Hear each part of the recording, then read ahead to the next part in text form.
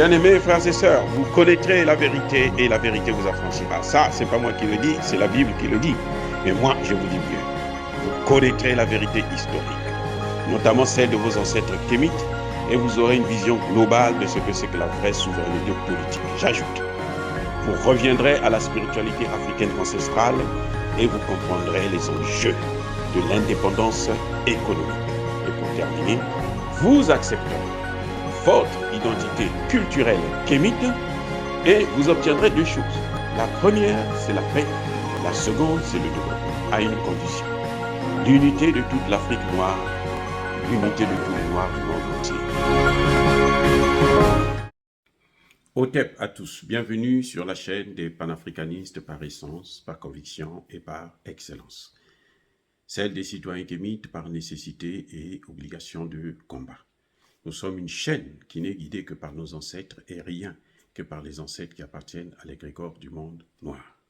Par conséquent, nous ne croyons en aucun Dieu venu de l'étranger. Toutefois, cette vidéo n'est aucunement destinée à inciter à la haine ou à la violence, car nous menons un combat qui est d'abord et avant tout spirituel, intellectuel et démocratique. Ensuite, il est politique, géopolitique et géostratégique. Contre l'impérialisme, le colonialisme, le néocolonialisme et l'endocolonat, qui sont tous qualifiés de crimes contre l'humanité. Nous menons ce combat sur la base du principe fondamental que nous avons hérité de nos ancêtres kémites, qui est celui de la Mahat, c'est-à-dire solidarité, vérité et justice.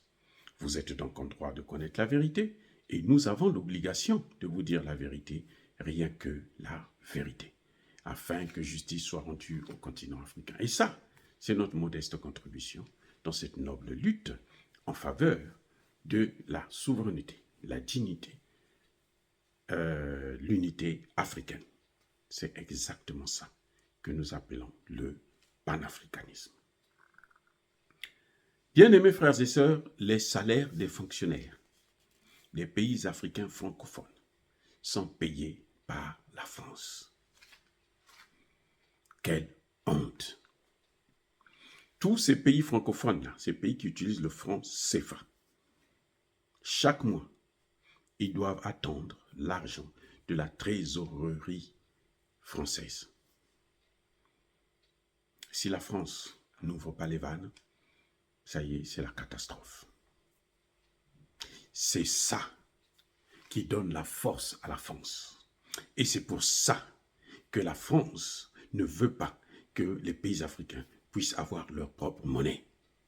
Parce que non seulement nous nous donnons 75% de nos réserves, de nos avoirs, de la vente de nos matières premières, mais aussi et surtout,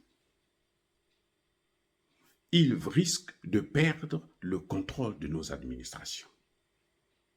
C'est pour ça que vous voyez que chaque fois qu'un chef d'État arrive au pouvoir, s'il n'a pas de bonnes relations avec la France, il a toujours eu des difficultés à gérer son pays. Je me souviens à l'époque de Pascal Lissouba au Congo-Brazzaville. Lorsqu'il avait le pouvoir, ce qui se passait, c'est que la France a bloqué les avoirs du Congo. L'argent du Congo, elle a bloqué. Parce que quand je dis que c'est la France qui paye les salaires, ce n'est pas avec l'argent des Français. Non, ne vous leurrez pas. C'est avec l'argent des Africains. Puisque nous avons tous des comptes au Trésor public français. Donc c'est avec cet argent-là qu'elle nous fait du chantage et elle arrive à contrôler nos pays et à dicter la politique qui doit être menée. C'est pour ça que vous allez voir même que dans nos administrations, il y a toujours un Français au ministère des Finances et au ministère des Affaires étrangères. Pour savoir avec qui vous coopérez, qu'est-ce qui se passe, ainsi de suite. On va vous dire, certains pays vont vous dire que, ou certains analystes vont vous dire que les pays africains, notamment francophones, arrivent à contourner ça avec la Chine, des trucs comme ça, en faisant des systèmes de troc. Oui, c'est vrai. Ils arrivent à contourner la France, mais La France a toujours un regard, un droit très important, une influence qui est remarquable dans la gestion de nos services publics. Eh oui, à cause du franc CFA. C'est pour ça d'ailleurs que vous voyez que les pays africains, notamment en Afrique centrale, ils ont peur de sortir de la zone franc. Ils ont peur. Ils se disent que c'est lorsqu'on va faire, comment vous appelez ça, la fusion entre la CEMAC et la CEAC, qu'on pourra sortir de la zone, puisque la plupart des pays qui vont participer en dehors, qui sont hors de la CEMAC, ont leur propre monnaie. Donc, ils n'accepteront pas de rentrer dans le CFA qui est aujourd'hui très, très, très critiqué. Ce n'est qu'en Afrique centrale que vous trouvez encore des chefs d'État qui pensent que le CFA, c'est une monnaie que nous devrons utiliser. Seulement en Afrique centrale, vous trouvez des chefs d'État, des experts, des économistes, et des grands patrons dans les banques centrales africaines qui vont vous dire que non, la monnaie africaine, c'est bon. Il suffit seulement de changer de nom, ça suffit, ça va aller. Comme si nous on était des imbéciles qu'on pouvait endormir en faisant un petit jeu de mots. Vous voyez? Donc je disais tantôt que Pascal Lissouba, quand il arrive au pouvoir, il passe 1 an, il n'arrive pas à payer les salaires des fonctionnaires. La continuité de l'État, et pourtant, c'est là. C'est le même principe qui s'applique, quel que soit le président. Mais il avait ses difficultés parce que la France avait bloqué les vannes. Et je me souviens même, son opposant à l'époque, Sassou Nguesso, a parlé de gouvernement Yanzala, c'est-à-dire qu'un gouvernement affamé, un gouvernement qui n'arrive pas à payer les salaires, un gouvernement qui n'arrive pas à nourrir son peuple. Parce qu'il avait le mot, puisque Chirac et Sassou étaient de très bons amis, donc Chirac a bloqué les vannes. Il a fallu une opération très très complexe, menée par le vice-président américain Al Gore à l'époque, pour arriver à débloquer cette situation.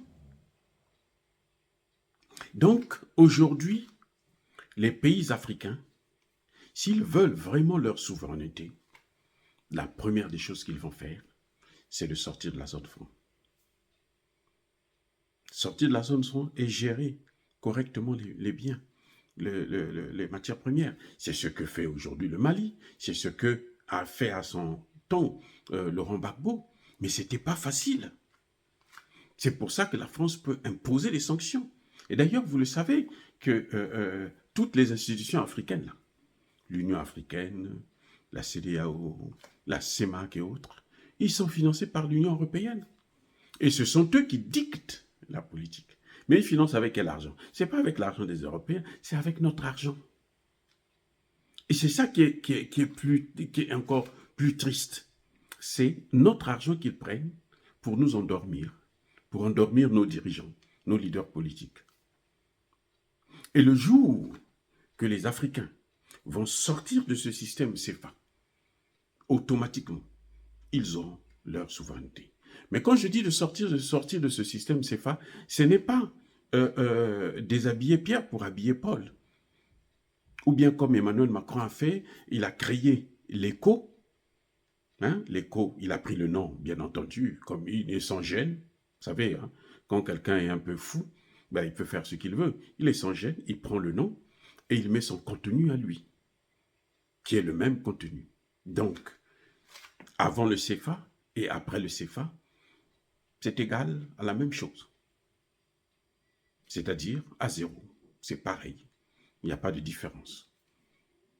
Voilà ce que l'on nous propose. C'est pour ça que vous voyez tout ce tintamarre autour du changement du CFA. Emmanuel Macron a déclaré carrément au perron de l'Élysée que, mais écoutez, si les pays de l'Afrique centrale veulent sortir du CFA, ils doivent négocier avec les partenaires financiers. Ce sont lesquels? C'est la France. Ce n'est pas l'Union européenne, c'est la France. Donc, ils doivent négocier avec Emmanuel Macron. Or, on n'a pas besoin de négocier avec Emmanuel Macron. Je vous le répète encore, nous n'avons pas besoin de négocier avec Emmanuel Macron. Le problème de monnaie, c'est un problème de souveraineté. Et le président Biya l'a répété. C'est un problème de souveraineté. Ce que je ne comprends pas, c'est que même ce président Biya-là n'a pas le courage de s'engager pour sortir de la zone CFA. on va donner des dossiers à des intellectuels tordus, incompétents, parce que le franc CFA a fait 100 ans, après 75 ans, plus même d'ailleurs, le franc CFA n'a pas pu développer ces pays, et aucun de ces pays n'est émergent, même pas développé, mais émergent, aucun. Alors, il a fait 100 ans, et maintenant que la jeunesse africaine se lève, il faut prendre nos responsabilités pour éviter que la France puisse contrôler nos administrations à travers cette monnaie pourrie qu'on appelle le franc CFA, ce chiffon de papier. Dire cela, c'est inciter à la haine ou à la violence? Non. Encore une fois, Yabakole Hervé, Yamalembe. Je persiste et je signe. Soyez bénis, abondamment bénis par le Dieu des Kémites et par nos ancêtres angélisés. Mais que tous ceux qui persécutent le continent africain, tous ceux qui le pillent et le déstabilisent, qu'ils soient noirs, blancs, arabes, chinois, indiens, qui que ce soit, qu'ils soient maudits, punis, foudroyés, neutralisés, effacés, écrasés par ce Dieu des Kémites et par nos ancêtres angélisés. Vive l'Afrique éternelle, j'ai dit et j'assume.